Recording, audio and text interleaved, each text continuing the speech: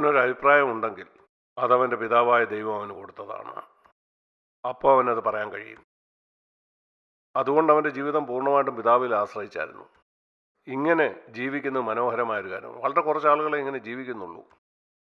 അവർ അറിയാൻ ആഗ്രഹിക്കുന്നു, കർത്താവ് ഈ സാഹചര്യത്തിൽ അവിടുത്തെ അഭിപ്രായം എന്താ, ഈ വ്യക്തിയെപ്പറ്റി അവിടുത്തെ അഭിപ്രായം എന്താ, എനിക്ക് വേണ്ടിയത് അതാണ് ഒരു ശിശു.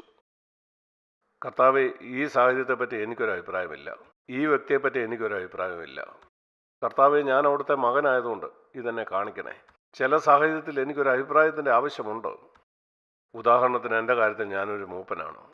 എനിക്ക് ഒത്തിരി ആളുകളെക്കുറിച്ച് അഭിപ്രായം ഉണ്ടായിരിക്കേണ്ടതുണ്ട്. ഒരു ആത്മീയ പിതാവ് എന്ന തലത്തിൽ പലരുടെ മേലും ദൈവം എനിക്ക് ഉത്തരവാദിത്വം തന്നിട്ടുണ്ട്. എനിക്കൊരു അഭിപ്രായം ഉണ്ടായിരിക്കണം. നിങ്ങളൊരു പിതാവാണെങ്കിൽ നിങ്ങളുടെ മക്കളെക്കുറിച്ച് നിങ്ങൾക്കൊരു അഭിപ്രായം ഉണ്ടായിരിക്കണം. ദൈവത്തിന് ആ കാര്യത്തിൽ നിങ്ങളെ സഹായിക്കാൻ കഴിയും. എന്നാൽ യേശുവിന് പലരെക്കുറിച്ചും അഭിപ്രായം ഉണ്ടായിരിക്കേണ്ട ആവശ്യമുണ്ടായിരുന്നു. ഹെരോദാവിനെ ഒരിക്കൽ കുറുക്കനെന്നും വിളിച്ചു. അവൻ പറഞ്ഞു, പോയി ആ കുറുക്കനോട് പറയുക. അവന് പത്രോസിനെ കുറിച്ച് ഒരു അഭിപ്രായം ഉണ്ടായിരുന്നു. പത്രോസ് ഒരിക്കൽ അവനോട് പറഞ്ഞു, ക്രൂശിലേക്ക് പോകരുത്. അവൻ പറഞ്ഞു, പിശാച് എന്നെ വിട്ടു പോവുക. എവിടുന്നാണ് അവനത് കിട്ടിയത്? കുഞ്ഞുങ്ങൾ പറയല, പിശാച് എന്നെ വിട്ടു പോകാൻ. എവിടുന്നാണ് അവനത് കിട്ടിയത്? അവന് അവൻ്റെ സ്വർഗീയ പിതാവിനോട് ഒരു ശിശുവിൻ്റെ മനോഭാവമായിരുന്നു ഉണ്ടായിരുന്നു. പരിശുദ്ധാത്മാവിലൂടെ അവൻ്റെ പിതാവ് അവനെ അപ്പോൾ തന്നെ കാണിച്ചു. പത്രോസിൻ്റെ ഈ മനോഭാവം, ക്രൂശിലേക്ക് പോകേണ്ടെന്ന് പറയുന്ന ആ മനോഭാവം, അത് പൈശാചികമാണ്. പിശാചാണ് നീ ക്രൂശിലേക്ക് പോകരുതെന്ന് ആഗ്രഹിക്കുന്നത്. അതാണ് ഞാൻ അവിടുന്ന് പഠിച്ചത്. പത്രോസ് പറഞ്ഞ ഇത്രയേ ഉള്ളൂ, കർത്താവേ, യേശു പറഞ്ഞ് ഞാൻ ക്രൂശിലേക്ക് പോയി മരിക്കാൻ പോവുകയാണ്. കർത്താവേ, നിനക്കങ്ങനെ ഭവിക്കരുത്. അത് പറഞ്ഞത് സ്നേഹം കൊണ്ടാണ്, എന്നാൽ അത് ഭോഷത്വമായ സ്നേഹമാണ്. യേശു അപ്പോൾ തന്നെ അവന് നേരെ തിരിഞ്ഞ് പിശാച് എന്നെ വിട്ടുപോകാൻ പറഞ്ഞു. മത്തായി 16 ഈ വാക്യം വർഷങ്ങൾക്ക് മുമ്പ് വായിച്ച ഞാൻ ഓർക്കുന്നു. 23 വാക്യം. ഞാൻ മനസ്സിലാക്കി, എന്നോട് ഏതെങ്കിലും സമയത്ത് പറയുന്ന ഈ ശബ്ദം, ഇവിടെ നീ മരണത്തിന് ഏൽപ്പിക്കരുത്, അതെപ്പോഴും പിശാചിൻ്റെ ശബ്ദമാണ്. എവിടുന്ന് ഞാനത് മനസ്സിലാക്കിയത്? മത്തായി 16 21 മുതൽ 23 വരെയുള്ള വാക്യം. നിങ്ങൾക്ക് ആ വാക്യം പരിചയമില്ലെങ്കിൽ വായിക്കുക. മത്തായി 16 21. യേശു പറഞ്ഞു, ഞാൻ ക്രൂശിലേക്ക് പോകുന്നു, അവിടെ ഞാൻ കൊല്ലപ്പെടും. പത്രോസ് അവനെ വേറിട്ട് കൊണ്ടുപോയി അവനോട് പറഞ്ഞു, കർത്താവേ, നിനക്കത് ഒരിക്കലും സംഭവിക്കരുത്, നീ ക്രൂശിലേക്ക് പോകരുത്. പെട്ടെന്ന് തന്നെ യേശു പറഞ്ഞു, സാത്താനെ എന്നെ വിട്ടുപോകും. നിങ്ങൾക്കറിയാം, 2 പ്രാവശ്യമേ യേശു ഇപ്രകാരം പറഞ്ഞിട്ടുള്ളൂ. ഒരു പ്രാവശ്യം അവൻ മരുഭൂമിയിൽ പരീക്ഷിക്കപ്പെടും. പിശാചിനോട് തന്നെ നേരെ പറഞ്ഞതാണത്. ഒരിക്കൽ സാത്താൻ പറഞ്ഞു, നീ എന്നെ നമസ്കരിച്ചാൽ മതി, ഇതെല്ലാം ഞാൻ നിൽക്കറിയാം. യേശു പറഞ്ഞു, പിശാചെ എന്നെ വിട്ടു പോവുക. രണ്ടാമത് അതവൻ പറഞ്ഞത് പത്രോസിനോടാണ്. പത്രോസിനെ നോക്കിക്കൊണ്ട് അവൻ പറഞ്ഞു, നീ പിശാചെ എന്നെ വിട്ടു പോകും, നീ എനിക്ക് ഇടർച്ചയാവുന്നു. കാരണം നീ ദൈവത്തിൻ്റെതല്ല കരുതുന്നത്, മനുഷ്യൻ്റെതാണ് കരുതുന്നത്. അതിൽ നിന്ന് ഞാൻ പഠിച്ച കാര്യം ഇതാണ്. ഇപ്രകാരം എന്നോട് പറയുന്ന ശബ്ദം, അതേത് സാഹചര്യത്തിലായാലും, ഇവിടെ നീ ക്രൂശിലേക്ക് പോകരുത്, നിന്റെ സ്വയത്തിന് നീ ഇവിടെ മരിക്കരുത്. പല സാഹചര്യങ്ങളിലും ഈ ശബ്ദം നിങ്ങളുടെ ഹൃദയത്തിൽ കേൾക്കും. ഇവിടെ മരിക്കരുത്, പ്രതിരോധിക്കുക, സ്വയത്തിന് മരിക്കരുത്. ആ ശബ്ദം നിങ്ങൾക്ക് തിരിച്ചറിയാൻ കഴിഞ്ഞാൽ അത് പിശാചിൻ്റെ ശബ്ദമാണ്. അവിടെ കർത്താവിനോട് പറഞ്ഞു, നിന്റെ താല്പര്യം ദൈവിക കാര്യങ്ങളിലല്ല, നിന്റെ താല്പര്യം അത് നിന്റെ സ്വയത്തിൻ്റെ താല്പര്യമാണ്. ഇപ്രകാരമാണെങ്കിൽ നീ ദൈവരാജ്യത്തിൽ പ്രവേശിപ്പാൻ യോഗ്യനല്ല. നീ കർത്താവിനെ സ്വന്തം രക്ഷിതാവായിട്ട് സ്വീകരിച്ചാണെന്ന് പറഞ്ഞിട്ട് കാര്യമില്ല. ശരി, ഇപ്പം നീ സ്വർഗത്തിലേക്കുള്ള വഴിയിലല്ല, നീ നിനക്കായി ജീവിക്കുകയാണ്. നീ ക്രൂശിൻ്റെ വഴി ഉപേക്ഷിച്ച് നിന്റെ വഴിയെ പോവുകയാണ്. യേശു പറഞ്ഞു, നീ എനിക്കൊരു ഇടർച്ചയാണ്. ക്രിസ്ത്യാനികളെന്ന് തങ്ങളെ തന്നെ വിളിക്കുന്ന എത്ര പേര് മറ്റുള്ളവർക്ക് ഇടർച്ചയാണ്. കാരണം ഒരു ക്രൂശിൻ്റെ വഴി ഉപേക്ഷിക്കുന്നു, സ്വയത്തിൽ മരിക്കുന്ന വഴി. സ്വയത്തിന് മരിക്കണമെന്ന് കേൾക്കുന്ന സമയം അവർ പറയും, വേണ്ട, എനിക്ക് ആ വഴിയെ പോകണ്ട. പിശാച് പറയും, ആ വഴിയെ പോകണ്ട, നിന്റെ അവകാശത്തിന് വേണ്ടി പൊരുതുക. അതുകൊണ്ട് ഇവിടെ നിന്ന് നമുക്ക് പല കാര്യങ്ങളും പഠിക്കാനായിട്ട് കഴിയും. ഒരു കുഞ്ഞ് അവൻ്റെ അപ്പനെ കേൾക്കുന്നു. യേശു തൻ്റെ പിതാവിനെ കേൾക്കുമായിരുന്നു. അവൻ പറഞ്ഞു, നീ മരിക്കണം. യേശു പറഞ്ഞു, നിശ്ചയമായിട്ടും ഞാൻ ആ വഴിയെ പോകും. ഞാൻ ഒരു കാര്യം കൂടെ പറയാം. ഞാൻ പറഞ്ഞല്ലോ, കുഞ്ഞുങ്ങൾ ആരോടും വിരോധം സൂക്ഷിച്ചു വെക്കുന്നില്ല, ആരോടും പക സൂക്ഷിക്കുന്നില്ല. അതുപോലെ കുഞ്ഞുങ്ങൾ മറ്റുള്ളവർ അവരോട് ചെയ്ത കാര്യമൊന്നും ഓർത്ത് വയ്ക്കുന്നില്ല. ഞാൻ ഒരു കാര്യം കൂടെ പറയാം. തൊട്ടിലിൽ കിടക്കുന്ന ഒരു ശിശുവിനെ പറ്റി ഞാൻ ചിന്തിക്കുമ്പോൾ അതിന് ഭാവിയെപ്പറ്റി വലിയ പ്രതീക്ഷകളും പ്ലാനുകളും ഒന്നുമില്ല. പിന്നെയും ഇത് നിങ്ങൾ വ്യക്തമായിട്ട് മനസ്സിലാക്കണം. ബുദ്ധിയിൽ കുഞ്ഞുങ്ങളായിരിക്കരുത്. തിന്മയ്ക്ക് ഒരു ശിശുവിനെ പോലെ ആയിരിക്കുക. അതാണ് 1 കൊരിന്ത്യർ 14 നാം വായിച്ചത്. നാം ഇതും മനസ്സിലാക്കേണ്ടത് സമതുലിതമായിട്ടായിരിക്കണം. ഭാവിക്ക് വേണ്ടി നാം കരുതേണ്ട ആവശ്യമുണ്ടോ? നിശ്ചയമായിട്ടും. ഈ ഭൂമിയിലെ ജീവിതം ദൈവമാണ് നമുക്ക് തന്നത്.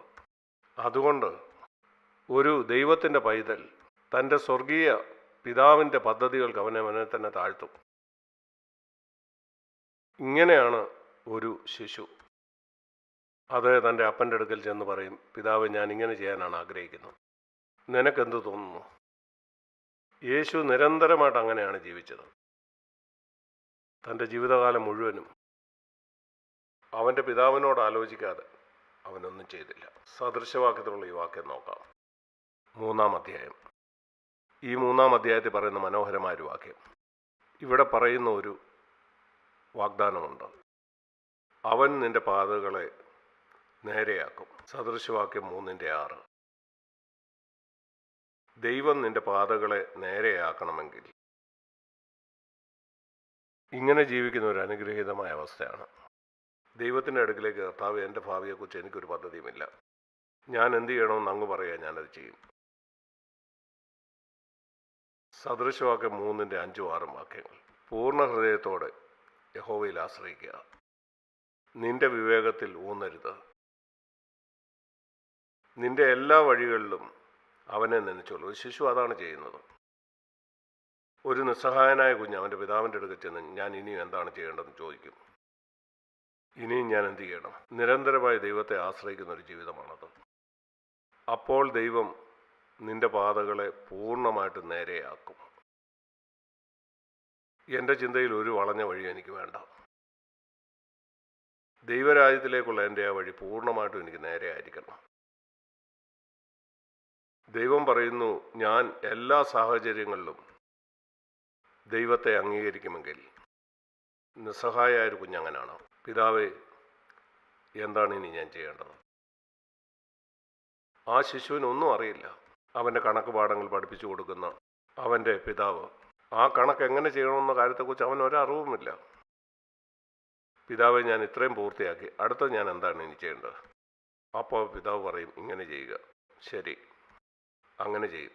ഇനി ഞാൻ എന്താ ചെയ്യേണ്ടത്? അടുത്തത്. അങ്ങനെയാണ് യേശു ജീവിച്ചത്. എപ്പോഴും അങ്ങനെ ചോദിക്കുന്നൊന്നല്ല. അത് ദൈവത്തിൽ ആശ്രയിച്ചുകൊണ്ടുള്ളൊരു ജീവിതമാണ്. അവിടെ അവൻ അറിയാതെ തന്നെ ദൈവം അവനെ സഹായിച്ചുകൊണ്ടിരിക്കുകയാണ്. അത് ദൈവത്തിലുള്ള ഒരു നിരന്തര ആശ്രയമാണ്. ഇങ്ങനെ ജീവിക്കാൻ നിങ്ങൾ പഠിച്ചാൽ അതൊരു വിലയേറിയ കാര്യമാണ്. അത് വിവരിച്ചു തരാൻ എനിക്ക് പ്രയാസമാണ്. എന്നാൽ അങ്ങനെയാണ് യേശു ജീവിച്ചത്. യോഹന്നാന്റെ സുവിശേഷം 5 അതിനെപ്പറ്റി നമുക്ക് വായിക്കാം. ഇങ്ങനെയാണ് യേശു ഒരു ശിശുവിനെ പോലെ ജീവിച്ചത്. യോഹന്നാൻ 5:19 വാക്യം. മനോഹരമായൊരു വാക്യം. യോഹന്നാൻ 5:19 പോകാം.